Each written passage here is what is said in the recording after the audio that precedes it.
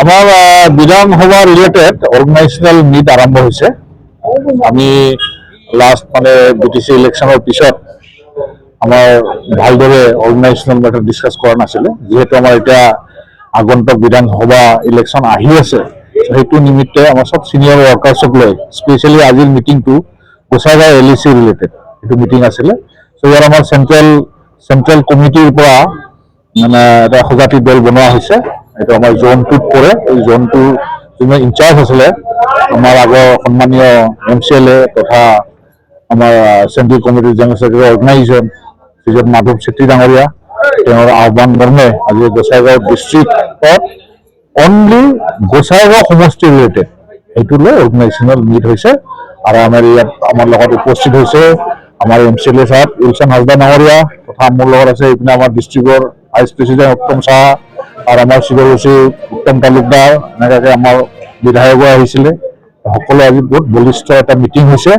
আৰু এই মিটিঙত যোনবিলাক আজি সিনিয়ৰ সদস্য যোনবিলাক আহিছে তেওঁলোকৰ ডাইৰেকশ্যনতে আমি ইলেকশ্যনটো খেলিম। আমাৰ ইছ্যু আমি আগৰ পৰা কৈ আহিছোঁ, আমাৰ ইছ্যু নম্বৰ 1টো আমি চিফ এজেণ্ডা হৈছে শান্তি প্ৰতিষ্ঠা।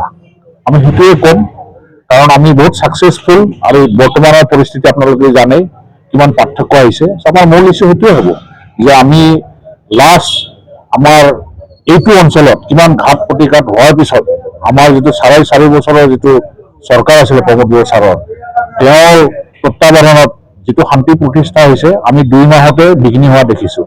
সেইটোৱে আমাৰ মূল ইছ্যু।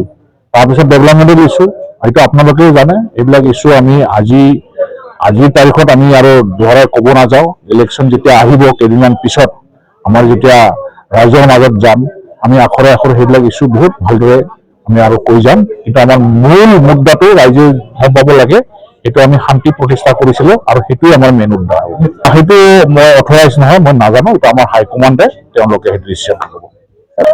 এইটো তেওঁলোকৰ চৰকাৰ আৰু আপোনালোকে প্ৰেছ মিডিয়াৰ মানুহ ভালদৰে আমাতকৈ বেছি ভাল জানে তেওঁলোকে কি কৰি আছে নকৰি আছে। আমি কিন্তু এনেকুৱা কমেণ্টত দিব নাযাওঁ। কিন্তু সেইটো আমি ৰাইজে এইটো ডিছকাছ কৰে যে এতিয়া ষ্টেবিলিটি অহা নাই, ভাল ডাইৰেকশ্যন দিব পৰা নাই, এইটো আমি পৰিৱেশিত হৈছোঁ আৰু ৰাইজে সেইটোৱে কয়। আৰু এইটো বস্তু আমিও অনুভৱ কৰিছোঁ যে এতিয়াও ভালকৈ তেওঁলোকে শ্বিডিউলিং কৰিব পৰা নাই আৰু যিটো মেণ্ডেটত আহিছিলে, যিটো মুখেৰে কৈছিলে সেইবিলাক মেণ্ডেট নাই। এতিয়া খালি আমাৰ দলক বা আমাৰ প্ৰেচিডেণ্টক গালি গালাজ কৰি আছে, ক্ৰিটিচাইজ কৰি আছে। এতিয়া ৰাইজে অপজিশ্যনক ক্ৰিটিচাইজ কৰিবলৈ তেওঁলোকক ভোট দিয়া নাই, তেওঁলোকে কাম কৰিব লাগে।